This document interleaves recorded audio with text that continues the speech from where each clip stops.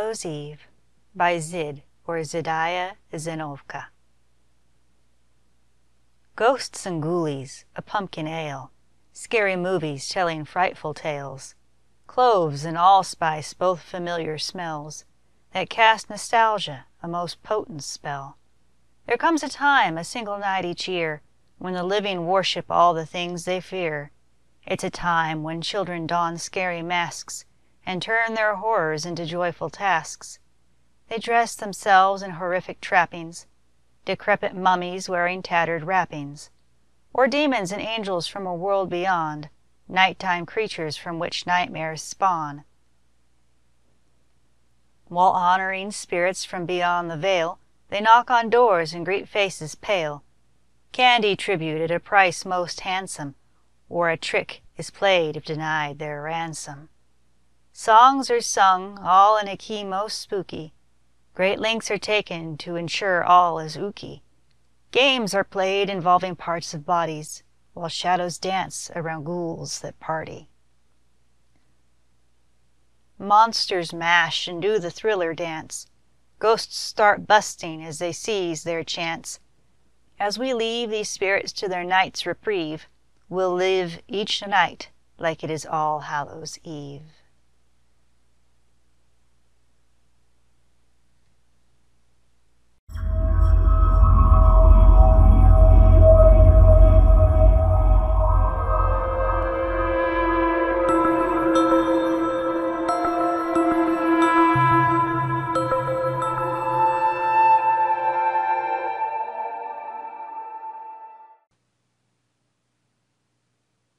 Haiku, Haiku of Hallows Eve by Night Trotter Resident.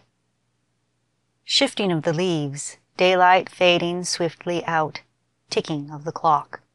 Buying of supplies, supplies are nearly all gone, time is running out. The clock progresses, preparing for twilight night, countdown to shadows. Minutes to seconds, clock continues chiming down. This time is for fear. Almost to show time, set up nearing completion. Hallows Eve is near. Almost to twilight, preparations almost done. All to do is wait.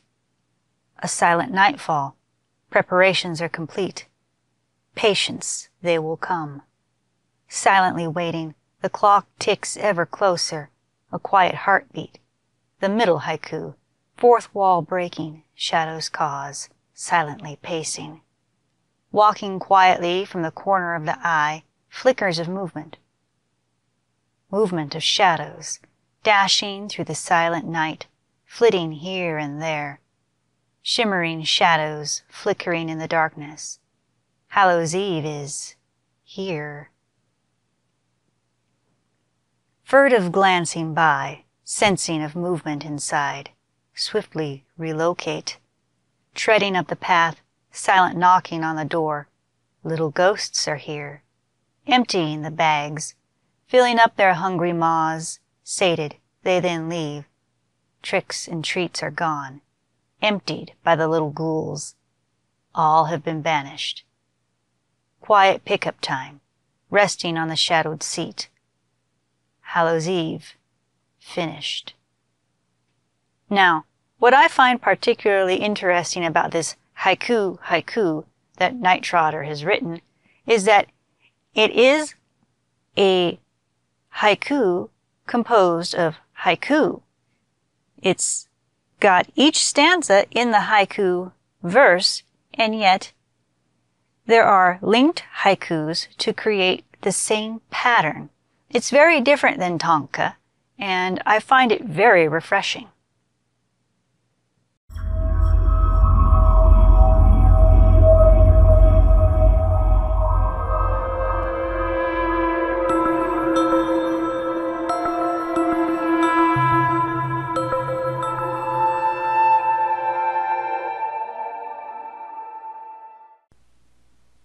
The Princess and the Blackboard by Psycho Kitty. Word of mouth travels fast around the schools of Equestria. Stories change almost as much as the faces of the young colts and fillies that come through the halls. One story had changed so much that no pony really remembers how it came around. All they know is that it involves a blackboard with a mixture of chalk dust and playground sand thrown onto it just as the clock struck midnight. And what results is said to be the face of a princess who supposedly came to the school of Canterlot when she was a filly. How she is related to the royal family is unknown, assuming she existed to begin with. 3 foals gathered in the classroom of a local school one nightmare night. The colt had been telling the 2 fillies very scary stories as they awaited the right time to begin the ritual. The youngest filly, a pink blonde earth pony dressed as a fairy princess, hid under her friend's purple wing. "Stop it, you're scaring her," the purple Pegasus said, pulling the shivering pink fluff closer. The green unicorn colt laughed. "It's not my fault she's such a chicken. Besides, it's nightmare night. We're supposed to get scared," he said, trying to reason as he nudged them. Rolling her eyes, the Pegasus looked to the clock. "We should get started, Candyfloss. You're going to meet a real princess tonight," she said, trying to cheer her friend up. The filly pinked out between her friend's feathers, fear giving way to excitement.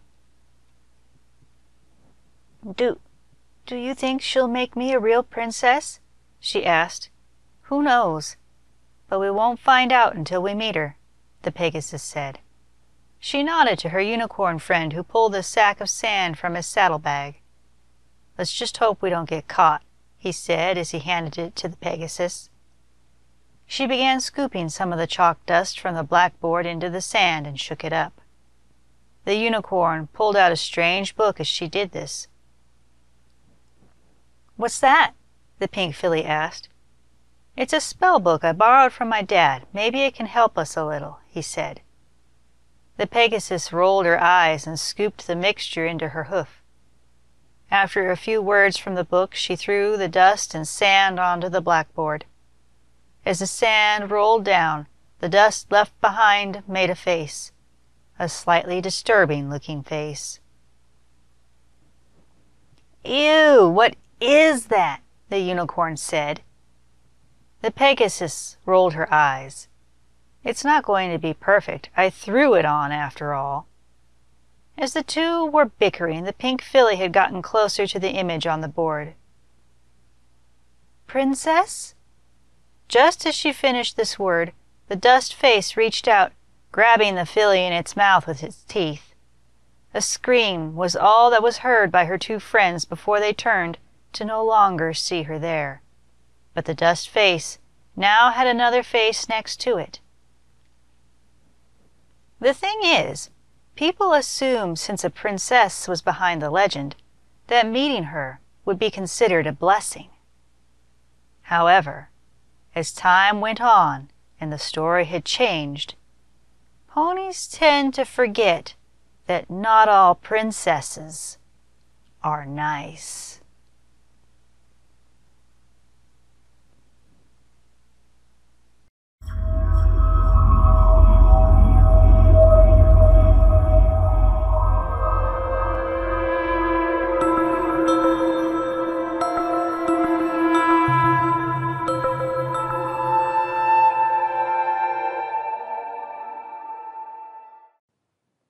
The Pact of the Nyctopony Tome by Fluttershy, Irving I of Trotsdale in Second Life. Chapter 1. The Pact. 1 year later, after the events that occurred in the Everfree Forest, on a very dark and long stormy night, inside of the debris remains of the Everfree Asylum, a stone hoof shook as the stone-encased creature fought. A powerful dark beam burst into life, covering the hoof as it broke free of the stone spell that kept it imprisoned, revealing a horrible creature without a hoof leg. Blood dripped from the end of the tan sheet covering it, and it clasped a rusty broken scythe. Dark gloom glowed from its eyes, a sight that would bring any pony fear. The Nikto pony had awakened, but as a result of its freeing, the creature depleted all its darkness. The creature wished for revenge on the princess who imprisoned it, but with so little power remaining, the creature could only whisper, "Nikto." The creature crawled to an ancient subterranean temple where unknown rituals were made. It looked for a book called the Grand Grimoire. Then, still crawling, the creature drew a circle and inverted pentagram with blood, placing candles on every corner of the pentacle to proceed to do the ritual. It tried to stand by itself in front of the pentagram, powerless and weak.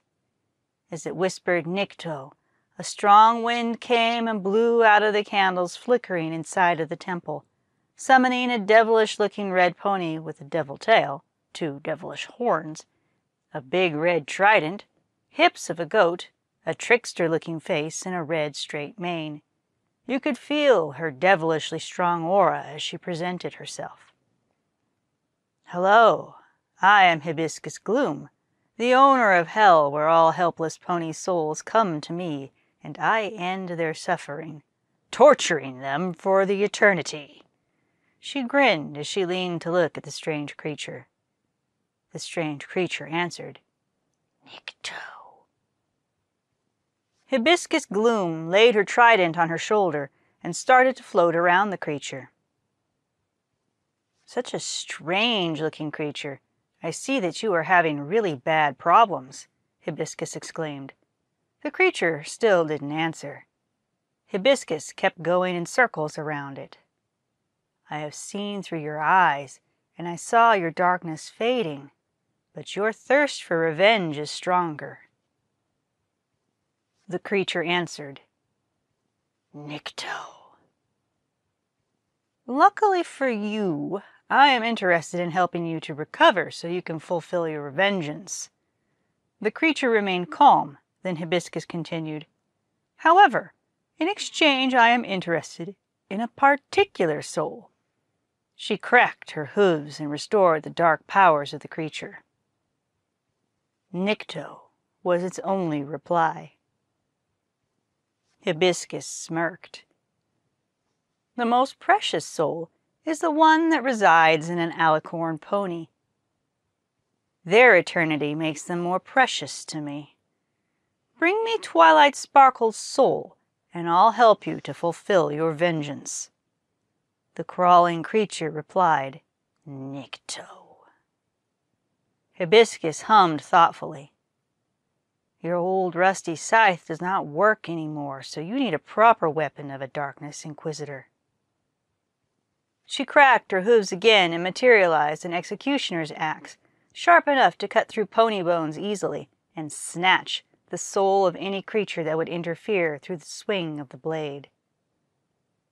"I am afraid for you the thing of being the ongoing creature killing every citizen won't work for you anymore. Ponyville has been fortifying. Perhaps I have the little help that you need." Hibiscus cracked her hooves one more time and summoned skinless dogs with razor-sharp teeth and blood coming from their mouths, putrid, giant rootworms with maws teeming with teeth that could be used to devour anything, and the crawlers that once were ponies who lost their soul. The main characteristic of each creature was that they hungered for pony flesh. The army of darkness was ready. Hibiscus' last words were, "Bring me Twilight Sparkle at any cost." With those words she vanished in smoke, and the pact was sealed. The siege of Ponyville was about to begin. Chapter 2. The Siege. Ponyville had developed prosperously over the years. Ponies from there didn't have any option other to defend themselves from enemies. Thus, in no time, they created a pony army with Lance Pony Guards, Pegasus Archers, and Unicorn Sword and Shield Guards, respectively, and fortified the city for any incoming enemy.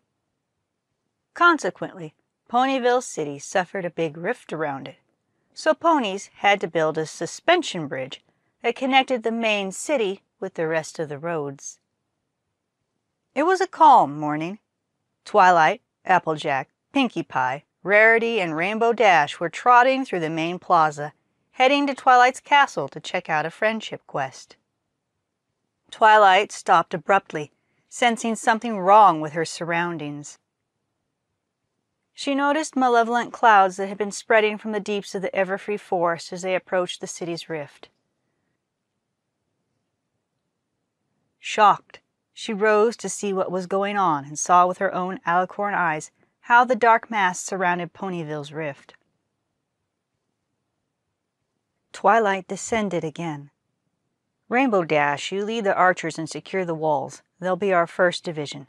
Applejack, Pinkie, I want you to stay with the Lance ponies at the main entrance and suspension bridge. That will be our second division. Rarity, you lead the unicorns for our reinforcements. There's our third division. Surveying the situation, Twilight worried about Fluttershy. Applejack noticed her worry. Twilight, I'm sure Fluttershy is all right. Ponies went to their positions, and Twilight flew in front of the upper main suspension bridge. At a distance she saw the vile clouds composed of skinless dogs, putrid rootworms, and pony crawlers waiting to siege the city and taste fresh pony flesh meat. Wielding its axe at the rear of the army in front of the bridge, a powerful being radiated its dark aura over the entire army from its throne. In its executioner's attire, the sheet was slashed at the eyes, where you could see its dark eyes like corrupt new moons. Blood dripped from the tips of it. This bodiless creature obscenely floated. As the creature's throne was brought nearer, it inhaled and screamed, "Nikto!" The creatures growled, anxious for pony flesh. Meanwhile, Twilight saw how the Nikto shouted to the creatures unknown things. Feeling terrible fear, she brandished her friendship spear, shouting, "I remember you. You aren't welcome here, so stay away from here before we harm you, evil entity of darkness." Deep silence fell, then broke as the putrid rootworms spat out from their mouths tentacles made of visceral organs, reaching and impaling the two edges of the bridges. They heaved their tendrils to open the bridge gate. The main pony, who was the guard keeper of the gate, tried to fight back, but his efforts were in vain. The rootworms opened the gate. As soon as the bridge opened, the phalanx of the 2nd Division stepped in at the middle of the bridge, pointing their lances at the Dark Army. On their exterior, the 2nd Division were all strong ponies holding their spears in the air. Inwardly, the ponies feared the evil army, but they were ready to face them. "Fire at will!" Rainbow Dash shouted. The 1st Division followed the command, aiming and firing arrows at the army. The 1st Division took out many creatures, but they responded by sending the skinless dogs jumping across the rift to the other side. They quickly reached the castle walls and crawled upside down to the top of them while being shot by 1st Division. In the meantime, the crawlers in a blood frenzy attacked the 2nd Division at the bridge. They took down many of these crawlers and the phalanx held up for a little bit. However, one pony was distracted and a crawler stepped in. Extending its claws, it severed his head and slashed the pony in half. The unfortunate pony's organs spilled on the ground. The phalanx was now weak on that side. The crawlers took advantage and piled up on that side of the phalanx. Desperately, Applejack tried to lift the morale of the 2nd Division. "Don't give up!" The ponies tried to stand up against the piled creatures. They tried pushing them back a few steps, but they were too many. Terror won, and they began to retreat. Twilight watched with helpless horror as the pony phalanx's defense failed. Crawlers ripped pony soldiers apart, spilling their intestines at the bridge. They splattered their blood while eating the flesh, speedily reducing the numbers of the 2nd Division. The wood bridge ran red. Pinkie Pie and Applejack had to fall back to the 3rd Division with Rarity. The 1st Division struggled with the skinless dogs till they reached the top of the walls, and that conflict started. But sadly, the Pegasi were not trained in close combat. They easily perished to the fangs of the dogs. These delighted in tearing wings from bodies with their vicious fangs and ripping their victims out of their skin.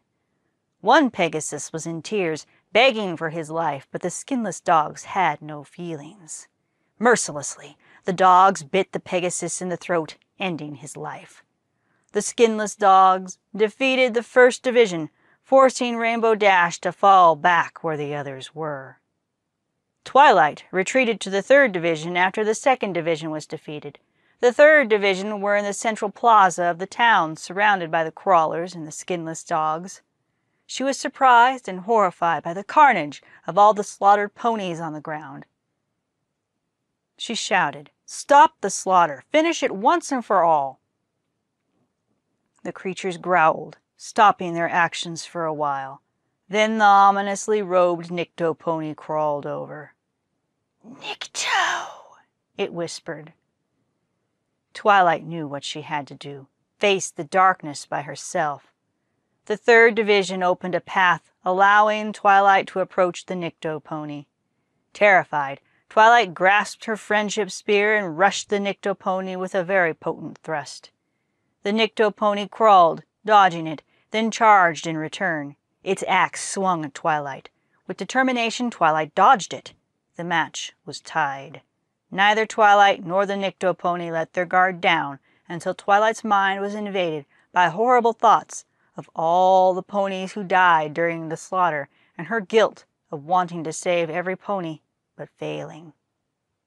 Twilight had realized too late that the insidious aura of the Nyctopony got into her mind. It was an efficacious distraction, and the Nyctopony swung its axe. Twilight's spear flew from her hand. The entire time, the 3rd Division was watching their commander's defeat. Fear, deep and dark, filled their bodies. Twilight had blood in her mouth due to the swing, and she knew the end was near. She closed her eyes and braced. The Nyctopony swung the charged axe, aiming the blade at Twilight. From nowhere, Fluttershy flew in and scooped her up, rescuing Twilight from the swing and taking her safely near the 3rd Division formation. However, a large rootworm fired its tendril and grabbed Fluttershy. She dropped Twilight into the formation. Fluttershy tried to pull herself out of the tendril, but she couldn't, so the rootworm slammed her against the bridge and knocked her out. When Fluttershy woke up, she saw her best friend Tiger tied up to a post and the 3rd Division getting slaughtered at a far distance in the Ponyville main plaza. The Nyctopony approached Tiger, looming. "Stop!" Fluttershy shouted, but without mercy Nyctopony buried its axe in her throat, brutally murdering the pony. Hissing, slow and cold, it whispered, "Nycto." The hammer edge of the axe slammed on Fluttershy's head and knocked her unconscious. Far away, Twilight saw how the Nyctopony crawled to the bridge, holding Fluttershy from her mane. With a heave, it threw her into the chasm. Twilight shouted, "Fluttershy, no!" To be continued. This story is purely fictional, and its only purpose is to entertain the author, Fluttershy Irving I. It is a work of fan fiction. This particular story was written for the 2018 Halloween Writing Competition with the Trottsdale Library and InterSim Library System of Second Life. As of the time of this editing pass, Fluttershy is working on the 3rd chapter of their story with the working title of Chapter 3, The New Hope. Protected by copyright 2018, all rights reserved to their respective owners Hasbro and the writer. At the time of this recording, we are still waiting for the final results of the People's Choice Award for the Halloween Writing Competition. So I will be checking those later on today to see what the results are and tallying up everything, because I do believe by the time this plays, the voting will have already locked. This story, because of Fluttershy's continued progression in English and its potential as a story, I felt needed some sort of reward, even if they did not win either People's Choice or Judge's Choice.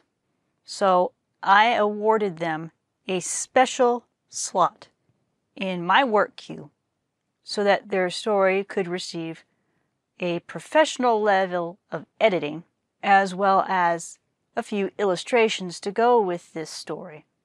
When that is completed, I will be attempting to transfer this into a Prim book to have available in the library, in addition to the note cards that are always archived for the stories. So these will be showing up eventually in one of the book stacks. Thank you, and I hope that you enjoyed this recording.